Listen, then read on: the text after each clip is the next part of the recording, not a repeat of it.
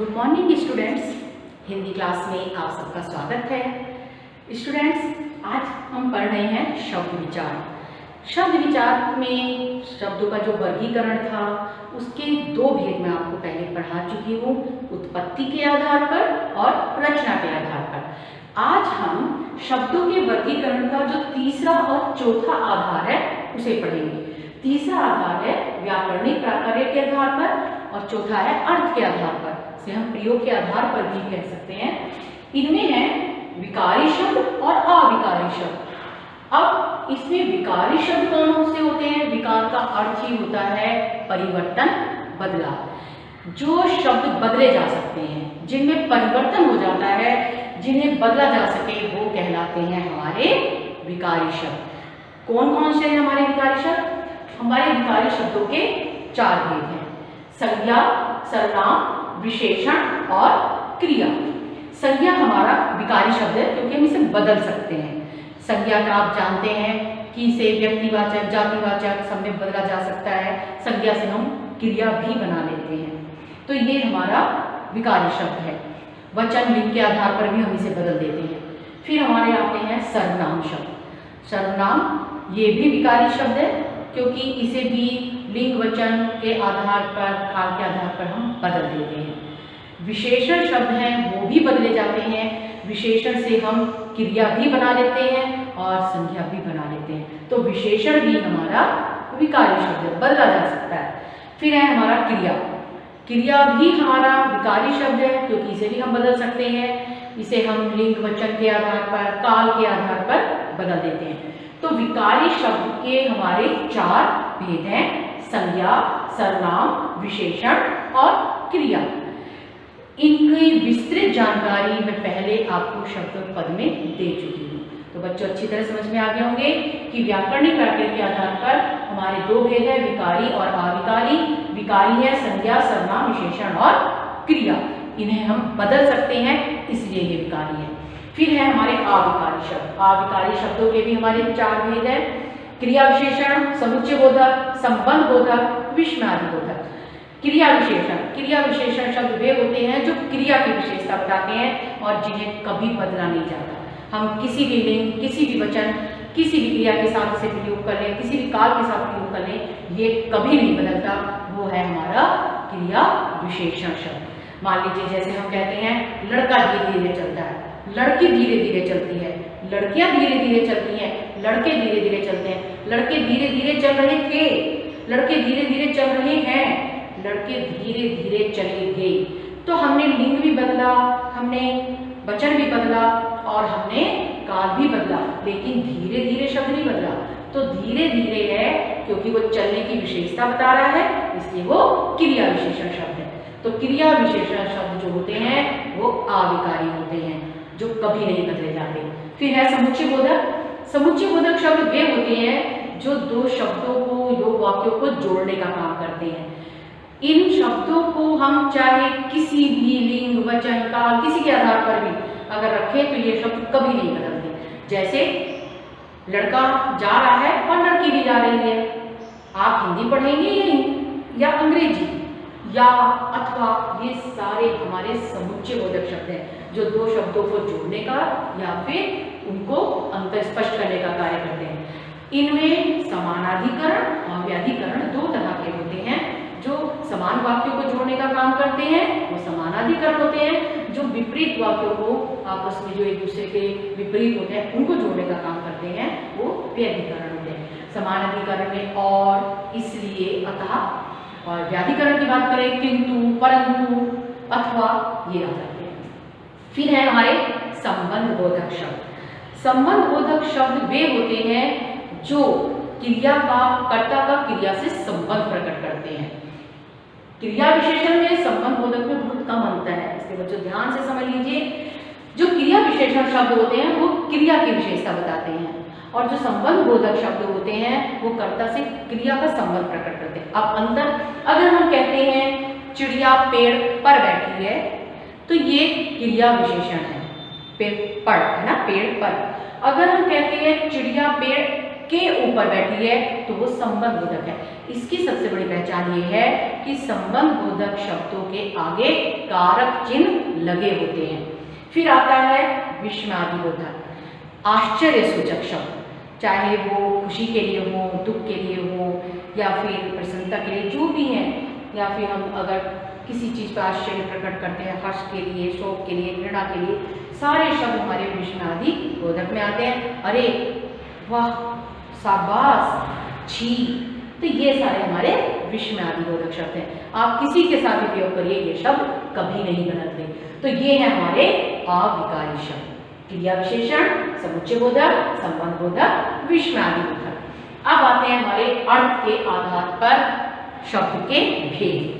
अर्थ के आधार पर है पहला पर्यायवाची, विलोम शब्द, अनेकार्थी, श्रुति संविधार्थक, वाक्यांश के लिए एक शब्द। इस बार आपका जो सीबीएसई ने जो जाते हैं 30% सिलेबस कट कर दिया है, उसमें शब्द विचार में आपका अर्थ के आधार पर शब्दों का भेद है, तो इसलिए ध्यान से इसे बहुत अच्छी तरह समझ लेना है। पर्यायवाची शब्द, पर्यायवाची शब्द वे होते हैं जब एक ही शब्द के समान अर्थ हो जाए। जैसे मान लीजिए अगर हम कहते हैं सूर्य, सूर्य को हम सूरज भी कह सकते हैं, भानु भी कह सकते हैं, भास्कर भी कह सकते हैं, रवि भी कह सकते हैं। तो ये सूरज के इतने सारे समानार्थी शब्द हैं, सबका अर्थ सूरज ही है, तो ये हमारा पर्यायवाची है। जब एक ही शब्द के अनेक पर्याय हो, अनेक समान शब्द हो, तो वो पर्यायवाची कहलाते हैं। जो भी आपको इस बार आएंगे तो पर्यायवाची शब्द आपके उसमें आएंगे, आपको शब्द दिया होगा और उसके अनेक पर्यायवाची जितने भी हैं 2, 3, 4 आपको लिखने होंगे। तो पर्यायवाची शब्द अच्छी तरह ध्यान से पढ़ेंगे। फिर है विलोम शब्द, जब किसी एक शब्द का उल्टा अर्थ देने वाले शब्द भी हों, विपरीत अर्थ देने वाले हों, विलोम कहलाते हैं। जैसे ऊपर नीचे, आगे पीछे, दाएं बाएं, ना, ये सब हमारे विलोम शब्द हैं। आय, व्यय, आयात, निर्यात। अब है अनेकार्थी शब्द। अनेकार्थी शब्द वे होते हैं जब एक ही शब्द के अनेक अर्थ निकल जाए।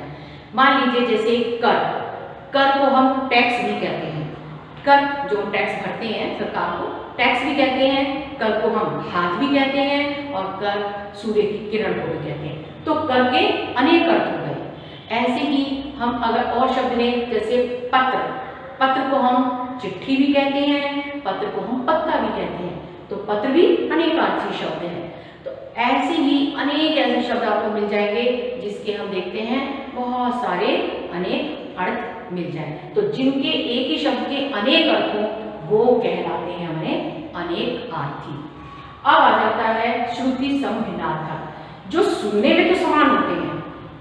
श्रुति का अर्थ होता है सुनना और सम का अर्थ होता है समान। जो सुनने में तो समान हो लेकिन अर्थ भिन्न, भिन्नार्थक अर्थ में भिन्न हो, और इनमें जो उनकी वर्तनी होती है उसमें भी थोड़ा भिन्न होता है, लिखने में भी थोड़ा अंतर होता है, लेकिन जब हम एकदम से सुने तो हमें सुनने में वो समान ही लगते हैं। मान लीजिए जैसे अन्न और अन्य, अन्न का अर्थ होता है अनाज और अन्य दूसरा। ऐसे ही अचार और आचार, अचार होता है जो खाने का होता है, आम का, नींबू का अचार खाद्य पदार्थ है, और आचार होता है हमारा व्यवहार, हमारा आचरण। तो सुनने में एक जैसा लग रहा है आचार आचार, लेकिन अंतर है दोनों में। तो ये कहलाते हैं हमारे श्रुति सम भिन्नार्थक शब्द, जो सुनने में एक जैसे लगे लेकिन अर्थ उनका अलग अलग हो। अब है वाक्यांशों के लिए एक शब्द। ये पूरा वाक्य नहीं होता, वाक्य का एक अंश होता है, और इस एक अंश के लिए केवल एक शब्द भी निर्धारित है।